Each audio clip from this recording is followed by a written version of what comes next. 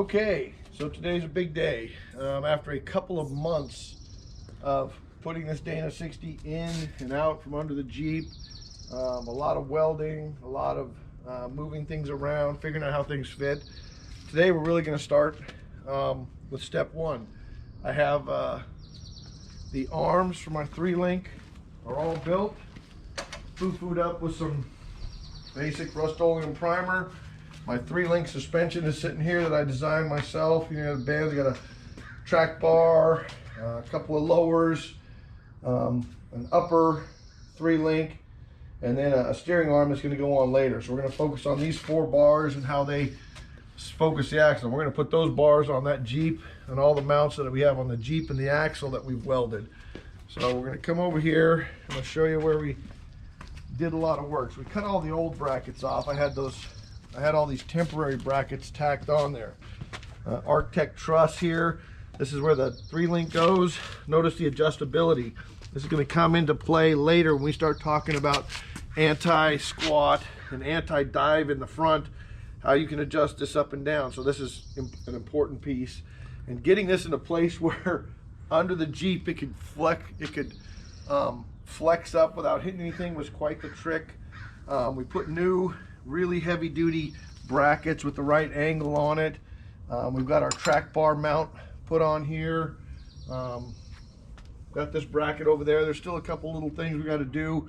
Once it's installed, we'll be installing in the right place these where the coilover shocks are going to weld in, but we're going to weld those in after it's in place. So today we're just going to get it in place. We've also built this heavy duty tie rod up front, and we'll get into the steering and how all that works a little bit later. But today, big day. We're going to go ahead and get the axle up under the Jeep, get those links on, kind of get the axle centered left and right, and you know, side to side, so it's kind of squared up, and then we can really start moving on towards the next step, which is getting the coilovers on. So as we go through this process, this will be a fairly short video. This piece is just going to show you the basic 3-link setup.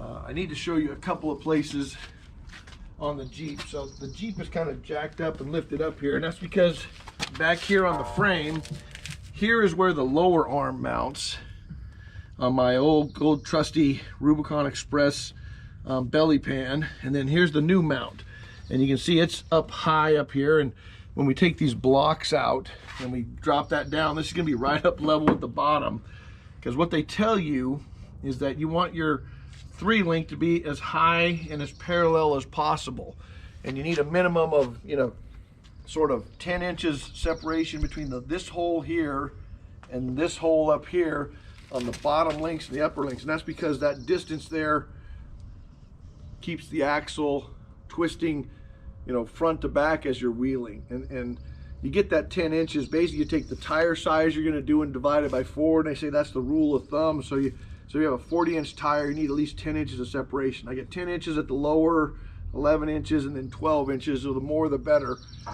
The other thing that's important is on the back end of this 3-link, there are 2 places that I can actually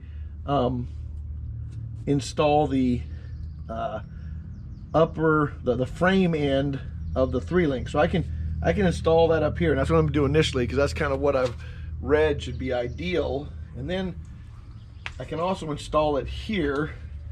This bolt goes all the way through, and I can lower it down. That's 2 or 3 inches down.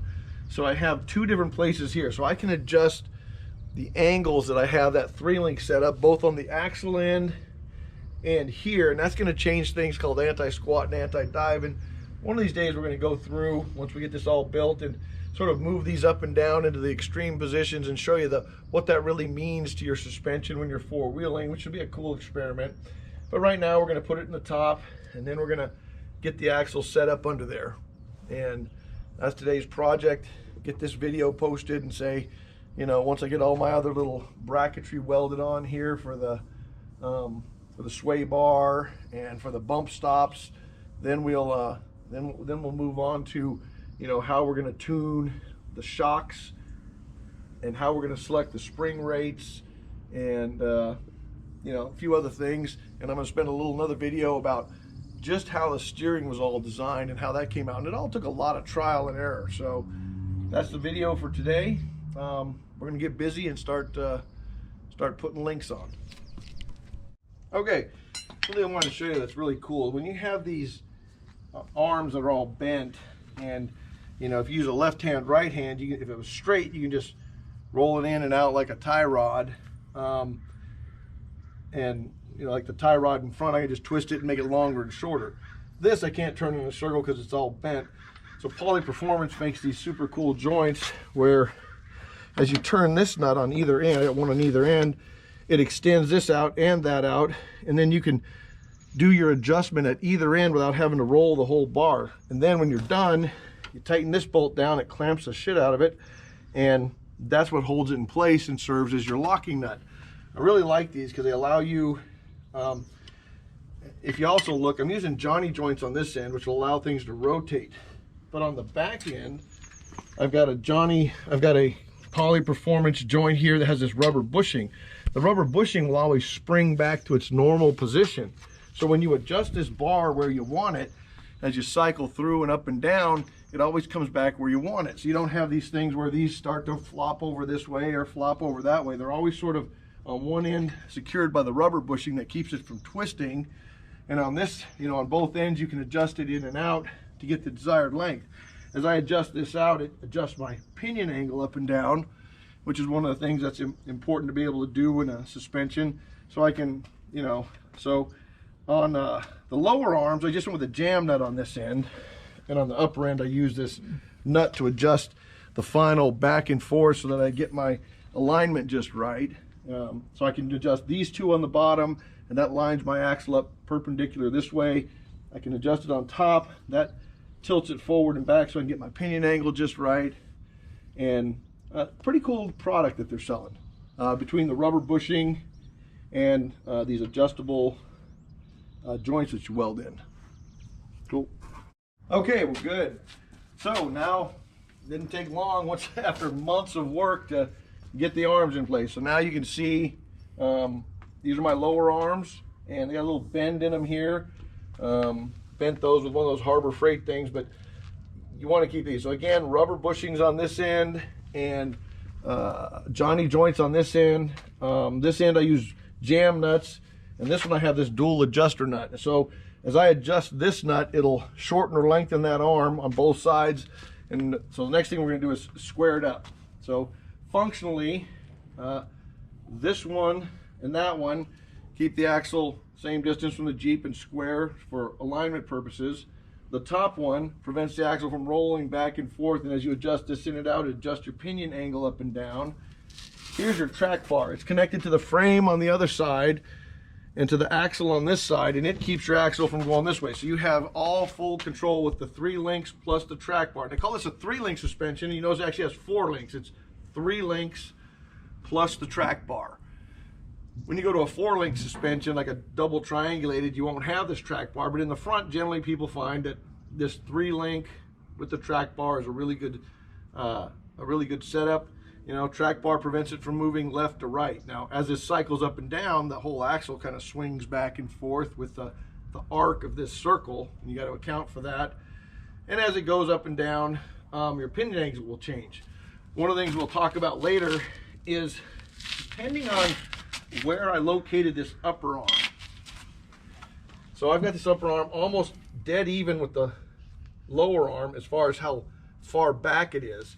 And that affects your pinion angle. There's some good videos out there that talk about that, but you'll notice that as my suspension is at pretty much full droop, my axle, my drive line gets down and it's not really well lined up. The reason I'm not too worried about that is because on a front, you know, in 4-wheel drive, in 2-wheel drive, I'm not using that front drive line, so I'm not going to have vibration problems. In 4-wheel drive, you're going so slow, you really don't have to worry about driveline vibration problems.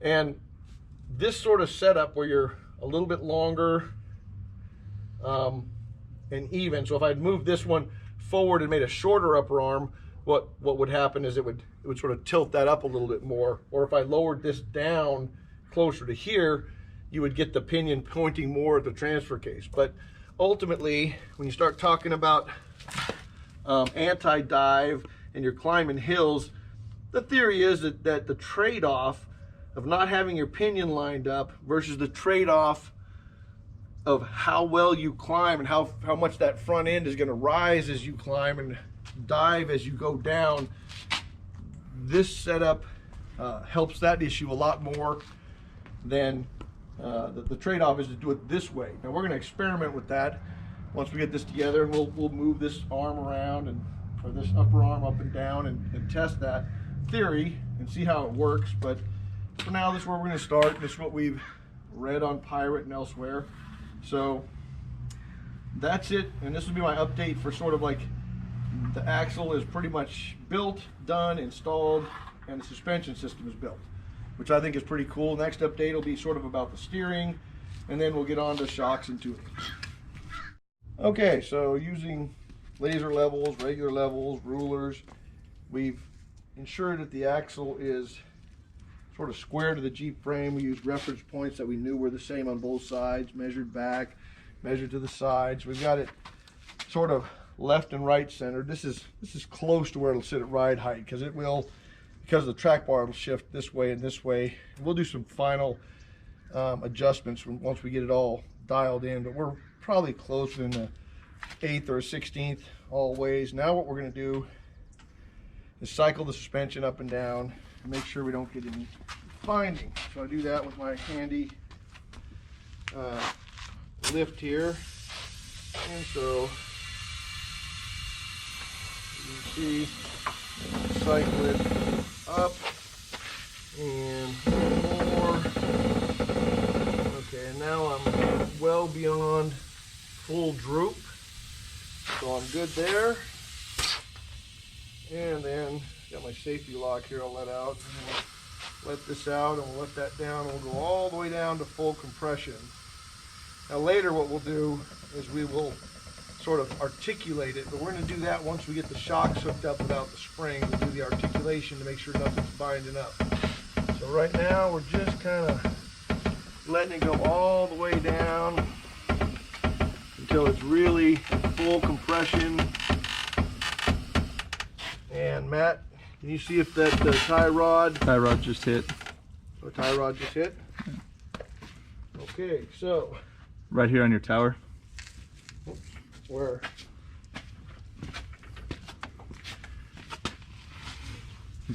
Oh, yeah, that can just be turned though. What I'm looking for is this tie rod here when it hits that steering arm over there.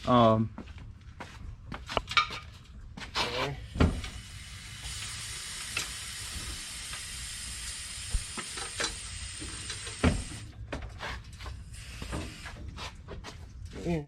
Okay, so using our cool air-powered hydraulic jack, we've let this down pretty much till it's at full compression. And you know, we're looking for clearance issues here. You know, is this tower gonna hit? And it clears by a little bit. Is my arm gonna hit? The first time we put it on, we had this arm upside down. We had to flip it over. We're looking where my track bar hits, where this hits, and you know, we're real close to the steering arm, which is really the first interference point. So we have really good what I would call up travel here. And so now I'm gonna have to place my bump stops here, and I'm just gonna use regular old TJ bump stops. But you can see, before you get to your bump stops, you want to make sure that when you weld your bump stop in, that the metal here is touching the metal there, because you're gonna have that rubber bushing, but when you're under full compression, it's gonna push it all the way metal to metal. So you kind of get to where you're as close as you want. You don't want anything hitting, and then you weld that bump stop in. Then you put your TJ style bushing in there, and that kind of slows you down before you get the metal to metal. Let's go to the other side. We'll do the same thing over here. So as you can see, we're pretty close here as well. We can go, you know, another 1/2 inch up or so before the tie rod here hits this, and the track bar here is getting up into the hoses. So we're at about full bump stop. So I'm going to have to probably put a spacer in here to bring this down. I'm going to grind this little thing flat, and we're going to have our bump stop hit right here on this piece of the axle. So we look like we're good. Probably need a little spacer in here to get that thing just right, so you know, we can get as much up travel And of course that comes into play when you start looking at like your shocks here. So here's my shock at full, you know, sort of up travel here, and it's going to be connected right about here. So you're going to have about an inch there. Well, that means you are protecting your shock, because you're gonna bottom out here where your shock bottoms out.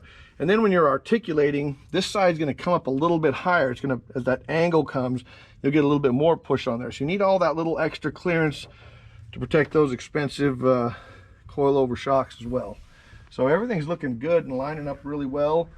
And yeah, a little more welding, a little bit of grinding, get those bump stops in place, and yeah, we'll be looking good.